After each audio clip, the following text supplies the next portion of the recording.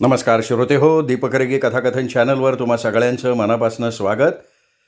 श्रोते हो, आज ऐकणार आहोत आपण अभय बापट लिखित ब्लॅकमेल या कादंबरीचा 8वा भाग. श्रोते हो, काल आपण ऐकलं की न्यायाधीश निघाले आणि प्रचितीने घाबरून विचारलं की पटवर्धन साहेब, आपली ही केस सुप्रीम कोर्टापर्यंत जाणार का? म्हणजे कोर्ट मला दोषी ठरवणार का? पाणिनी म्हणाला की उद्या सकाळी 10:30 आपल्याला वेळ आहे. मी त्याच्यात आणखीन काही प्रयत्न करीन पुरावे मिळवण्यासाठी, पण आत्ता मी तुला काहीतरी विचारणार आहे. आणि पाणिनीने प्रचितीला विचारलं, मला एक सांग की तुला हे रिव्हॉल्वर कुठे सापडलं? तुम्हाला मी आधी सांगितल्याप्रमाणे मी जेव्हा विवस्वानला भेटायला गेले तेव्हा तिथे ते जमिनीवर पडलं होतं, त्याला रक्त लागलं होतं. मी ते उचललं, बाथरूममध्ये नेलं, ते स्वच्छ धुतलं, त्याच्यावरती रक्ताचे डाग होते ते स्वच्छ केले आणि ते रिव्हॉल्वर मी माझ्या पर्समध्ये ठेवलं. आणि हे सगळं करत असताना बहुतेक माझं क्रेडिट कार्ड पर्समधनं बाहेर पडलं. अच्छा, आणि ते रिव्हॉल्वर तू विमानात लपवून ठेवलं? हो, त्या साक्षीदारांनी सांगितल्याप्रमाणे टॉवेलच्या गठ्ठ्यात मी ते ठेवून दिलं. मला वाटलं होतं की ते कोणाला मिळणारच नाही. तू ज्या ऑफिसमध्ये काम करतेस तिथल्या तुझ्या सहकारी मुलींबद्दल मला जरा सांग. त्यातल्या कुणी मला ती चिठ्ठी लिहिलेली असावी? तिथल्या कुणीतरी ती लिहिलेली असावी, नेमकं नाही सांगता येणार. पण ती चिठ्ठी टाईप केलेली होती, इलेक्ट्रिक टाईपरायटिंग मशीनवर. पटवर्धन साहेब, अहो आमच्या ऑफिसमधले सगळेच टाईपरायटर्स इलेक्ट्रिक टाईपरायटर्स आहेत. बरं, ठीक आहे. पाणिनी नाईलाज होऊन म्हणाला, धीर धर, उद्याची सकाळ काहीतरी चांगलं घेऊन येईल. आणि आपली ब्रीफकेस घेऊन पाणिनी कोर्टातनं बाहेर पडला. त्या दिवशीचं कोर्टाचं कामकाज संपल्यानंतर पाणिनी पटवर्धन, सौम्या सोहोनी आणि कनक ओजस हे एका रेस्टॉरंटमध्ये कॉफी घेत बसले. मला वाटतंय पाणिनी की न्यायाधीशांनी त्यांचं मत आधीच बनवलंय. तुला मी काही गोष्टी शोधायला सांगितलं होतं, त्याचं काय केलंस? कनकच्या म्हणण्याकडे दुर्लक्ष करत पाणिनीने थेट मुद्द्याला हात घातला. अरे, माहितीचे असे वेगवेगळे तुकडे मिळालेत, एक सलग अशी माहिती त्यातनं निर्माण नाही होत. आता हे तुकडे तुझ्या कितपत उपयोगी पडतील माहिती नाही, पण तू स्वतः अशीच मागाशी म्हणालास ना की त्याप्रमाणे तुझं हे अशील आहे ना, अत्यंत खोटारड आहे बरं का. ती आहे पण आणि नाही पण. ती माझ्याशी खोटं बोलली कारण तिला तिच्या भावाची इब्रत वाचवायची होती. तिला वाटत होतं त्याच्या डोक्यावर एक तलवार फिरतीये आणि ती तलवार कधीही त्याचं डोकं उडवून टाकेल. या विचाराने माझा सल्ला धुडकावून लावून तिने काही कृती केली. त्या दृष्टीने तिने माझी फसवणूक केली, पण त्यामागची कारणमीमांसा बघितली तर त्याबद्दल मी तिला दोषी नाही धरणार. म्हणजे मला अजूनही असं वाटतंय की ती खरं सांगत असावी की तिने खून केलेला नाहीये. अर्थात आरोपीच्या वकिलांचं एक कामच असतं. त्याला त्याच्या आशिलाने किती वेळा फसवलं तरी त्याच्यावर विश्वास ठेवून आपली केस चालवायची असते. ते काही असलं ना पाणिनी, तरी माझं मत आहे की ती त्याला भेटायला त्याच्या फ्लॅटवर गेली होती. पैसे देऊन त्याला विकत घ्यायचा तिने प्रयत्न केला, त्यात तिला यश आलं नाही आणि त्यामुळे तिने त्याला मारून टाकलं.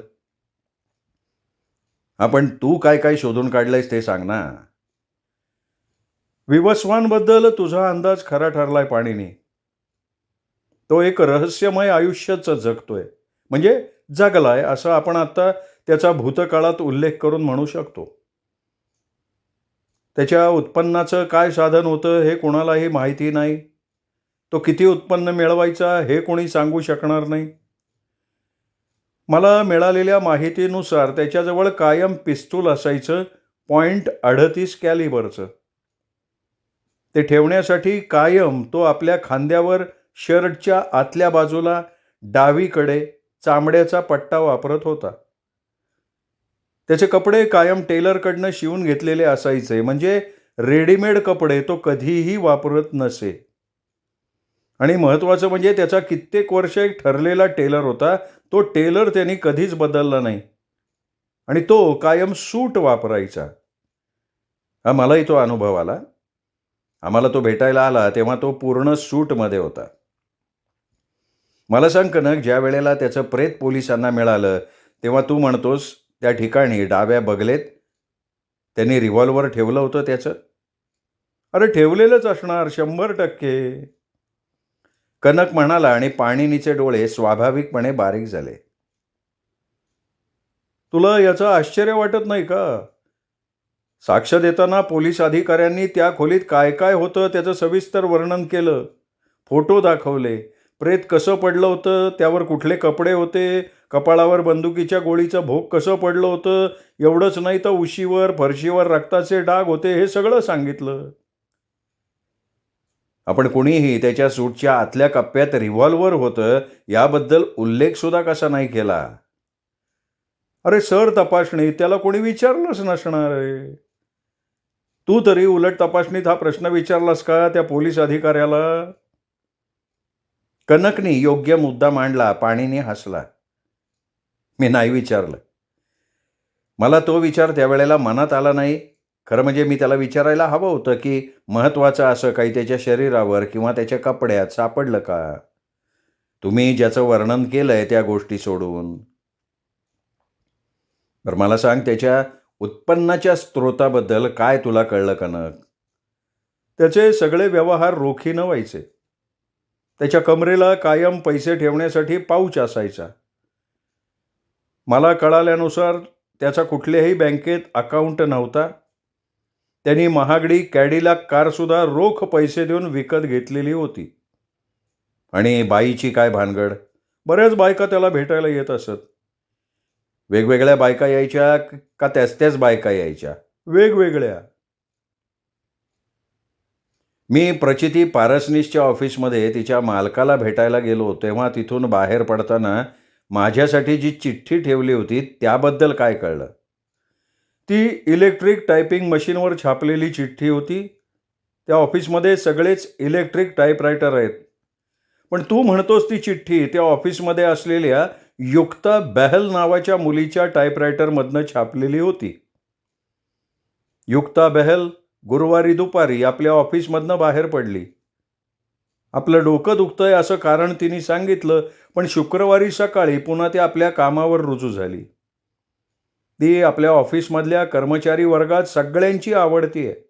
अगदी वरिष्ठ अधिकाऱ्यांपासून सगळ्यांची. एकेकाळी तिची आणि प्रियंक पारसनीसची खास मैत्री होती. शाल्व धारवाडकर आणि शुक्लेंदू धारवाडकर हे दोघे मालक सुद्धा तिच्याशी घनिष्ठ संबंध ठेवून होते. पाणीने कॉफीचे घुटके घेता घेता कनक देत असलेली माहिती लक्षपूर्वक डोळे मिटून ऐकत होता. हां बरोबर आहे, खुनाच्या वेळेला ती ऑफिसमधनं बाहेर पडली होती. मी तुला मागाशी म्हणालो ना, माहितीतले वेगवेगळे तुकडे जे मला मिळाले त्यातला आता दुसरा तुकडा तुला सांगतो. मी माझा बराचसा वेळ आणि पैसा रत्नगर्भ अपार्टमेंटमधल्या रिसेप्शनिस्ट आणि टेलिफोन ऑपरेटरकडनं माहिती घ्यायला खर्च केला. मला असं आढळलं की विवस्वांनी अनेक जणांना फोन लावले होते. त्या अनेक फोनपैकी एक फोन वारंवार एकाच व्यक्तीला अनेक वेळा लावला गेला.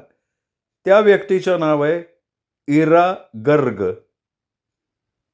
ही इरा गर्ग साधारण 27 वर्षांची, दिसायला स्मार्ट, गोरी अशी मुलगी आहे. घटस्फोटित आहे.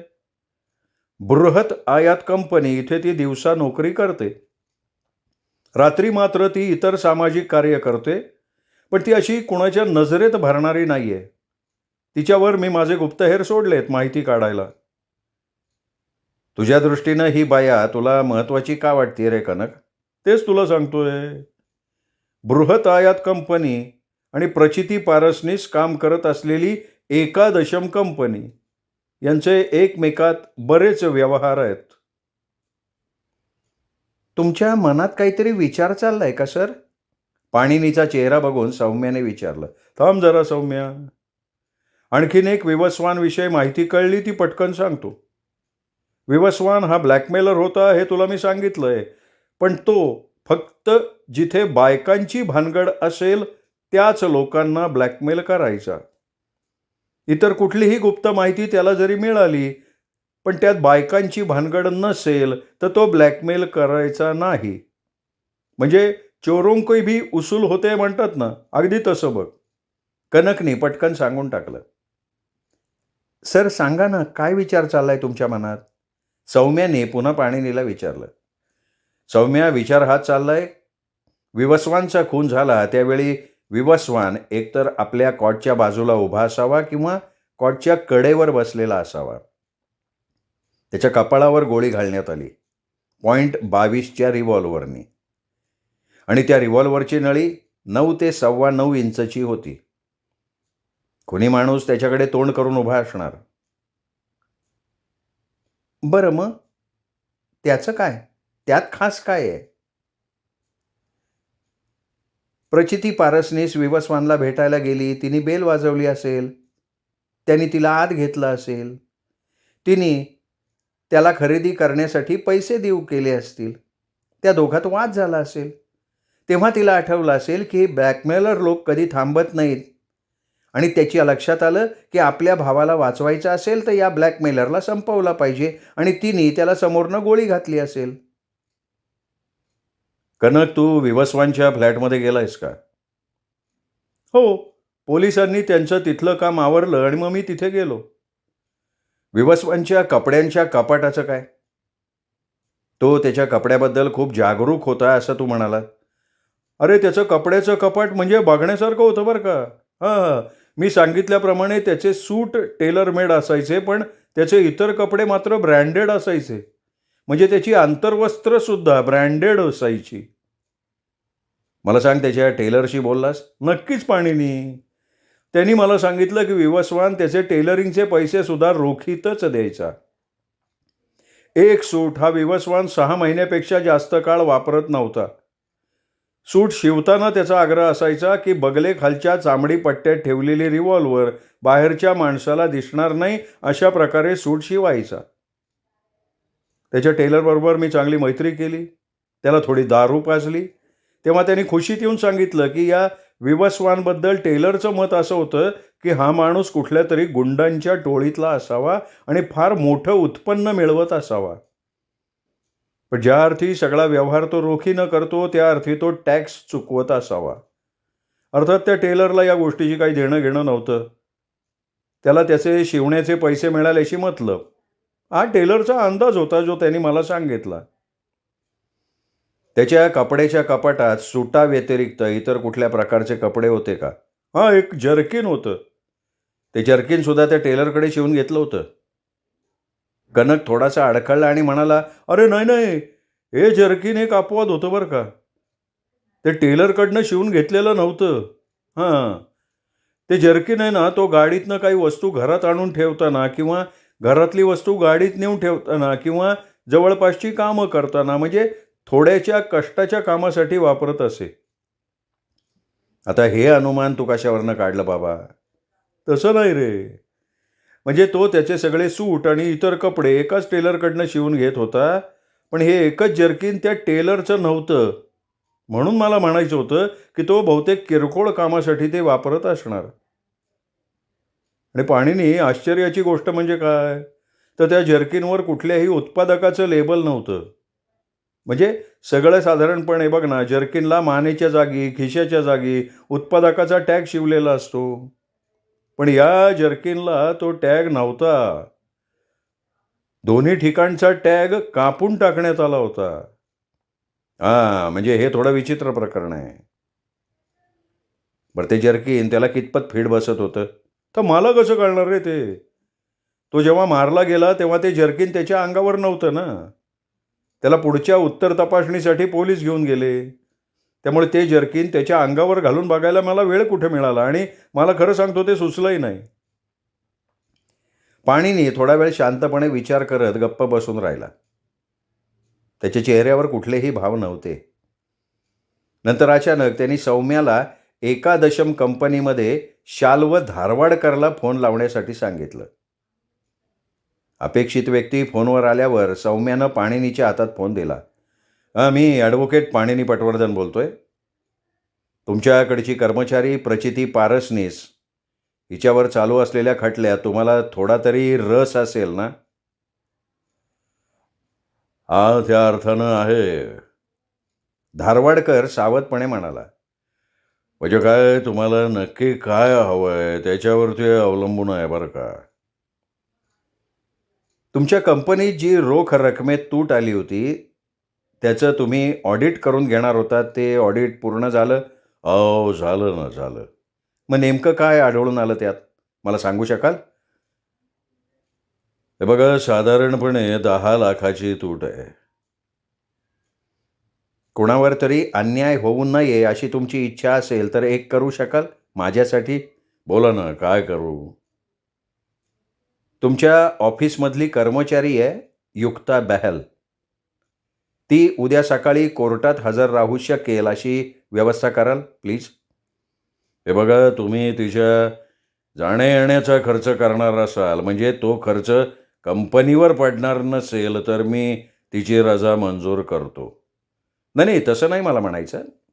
तसं नाही. ती इकडे यायला तयार होणार नाही अशी शक्यता आहे. हां, पण तसं असेल तर मी काही तिला बळजबरी नाही करू शकणार बरं का पटवर्धन. ती तुमच्या कंपनीत नोकरीला आहे ना बरीच वर्ष? सेक्रेटरी पदावर काम करणाऱ्या बऱ्याच मुली आमच्याकडे बरीच वर्ष नोकरीला आहेत. तुम्हाला माहिती आहे ना, की आमचा व्यवसाय फार वेगळ्या प्रकारचा व्यवसाय आहे. त्यामुळे आमच्या या व्यवसायात सेक्रेटरी म्हणून अत्यंत हुशार कर्मचारी आम्हाला हवे असतात आणि त्या दृष्टीनं आम्ही त्यांना तयार केलेलं असतं. म्हणजेच त्यांना प्रशिक्षण दिलेलं असतं. मी तुम्हाला ही वैयक्तिक विनंती यासाठी करतोय, की ती इथे हजर असणं फार म्हणजे फार महत्त्वाचं आहे. मी तुम्हाला अशी विनंती करतो, की तुम्ही आणि तुमचा पुतण्या शुक्लेंदू धारवाडकर असे दोघेही तिला घेऊन उद्या कोर्टात खटल्यासाठी हजर राहा. आम्ही तिघे? पलीकडनं तो आश्चर्यानं जोरात ओरडला. हां, तिघे? माझी खात्री आहे, की तुम्ही तिला एकटीला इकडे यायला सांगितलं तर ती येणार नाही. कदाचित तुमच्याही हातून ती निसटून जाईल.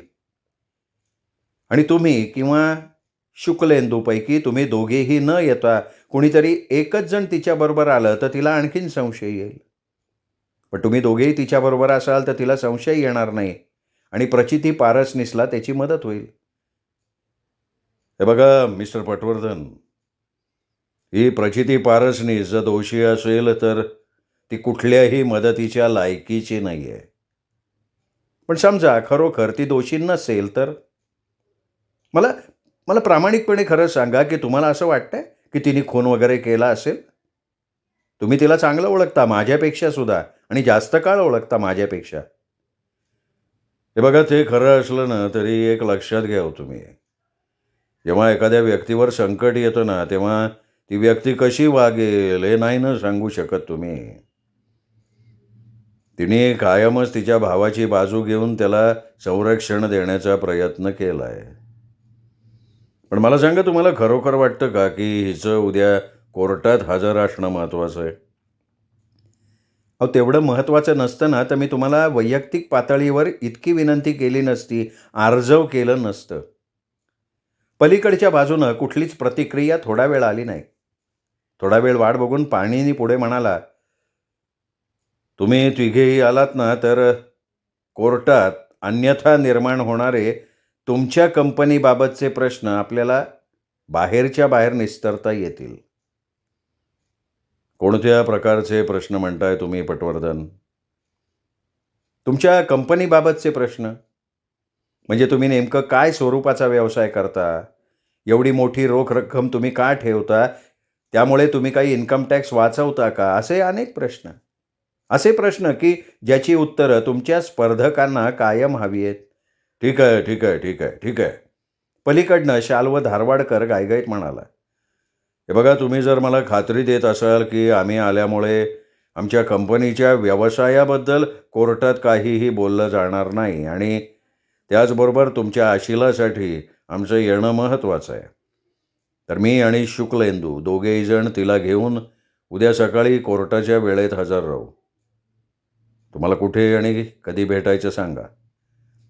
हे बघा, तुम्ही आज रात्रीच विमान पकडा. उद्या सकाळी इथे या. तुम्ही विमानतळावर उतरल्यावर एखादं हॉटेल बुक करून थोडं आवरून घ्या आणि नंतर कनक ओजसचा मी तुम्हाला नंबर देतो, त्याला फोन करा.